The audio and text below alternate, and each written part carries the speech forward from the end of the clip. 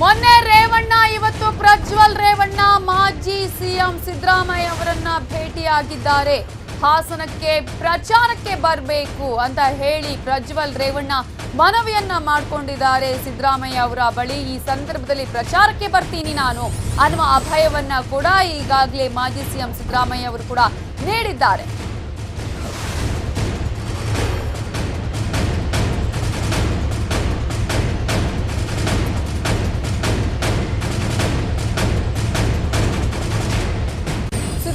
ಪ್ರಚಾರಕ್ಕೆ ಬರಬೇಕು ಅಂತ ಹೇಳಿ ರೇವಣ್ಣ ಅವರು ಸಿದ್ದರಾಮಯ್ಯ ಅವರ ಬಳಿ ಕೂಡ ಕೇಳ್ಕೊಂಡಿದ್ರು. ಆ ಸಂದರ್ಭದಲ್ಲಿ ಸಿದ್ದರಾಮಯ್ಯ ಅವರು ಸಕಾರಾತ್ಮಕವಾಗಿ ಸ್ಪಂದಿಸಿದ್ರು. ಇವತ್ತು ಪ್ರಜ್ವಲ್ ರೇವಣ್ಣ ಕೂಡ ಭೇಟಿ ಮಾಡಿದ್ದಾರೆ. ಮಾಜಿ ಸಿಎಂ ಸಿದ್ದರಾಮಯ್ಯ ಅವರನ್ನ ಭೇಟಿ ಮಾಡಿ ಹಾಸನದಲ್ಲಿ ನನ್ನ ಪರ ಪ್ರಚಾರಕ್ಕೆ ನೀವು ಬರಬೇಕು ಅಂತ ಹೇಳಿ ಕೇಳ್ಕೊಂಡಿದ್ದಾರೆ. ಈ ಹಿನ್ನೆಲೆಯಲ್ಲಿ ಸಿದ್ದರಾಮಯ್ಯ ಅವರು ಈಗಾಗಲೇ ನಾನು ಪ್ರಚಾರಕ್ಕೆ ಬರ್ತೀನಿ, ನಿನ್ನ ಪರ ಪ್ರಚಾರವನ್ನ ಮಾಡ್ತೀನಿ ಅನ್ನುವಂತಹ ಅಭಯವನ್ನ ಕೂಡ ಈ ಸಂದರ್ಭದಲ್ಲಿ ಪ್ರಜ್ವಲ್ ರೇವಣ್ಣ ಅವರಿಗೆ ನೀಡಿದ್ದಾರೆ ಅನ್ನುವ ಮಾಹಿತಿಗಳು ಕೂಡ ಈಗಾಗಲೇ ಲಭ್ಯವಾಗ್ತಾ ಇದ್ದು. ಮೊನ್ನೆ ರೇವಣ್ಣ ಅವರು ಸಿದ್ದರಾಮಯ್ಯ ಅವರನ್ನ ಭೇಟಿ ಮಾಡಿ ನನ್ನ ಮಗನ ಪರ ಪ್ರಚಾರ ಮಾಡಬೇಕು ಅಂತ ಕೇಳ್ಕೊಂಡಿದ್ರು. ಇವತ್ತು ಅದೇ ರೀತಿಯಾಗಿ ಪ್ರಜ್ವಲ್ ರೇವಣ್ಣ ಅವರು ಕೂಡ ಸಿದ್ದರಾಮಯ್ಯ ಅವರನ್ನ ಭೇಟಿ ಮಾಡಿದ್ದಾರೆ.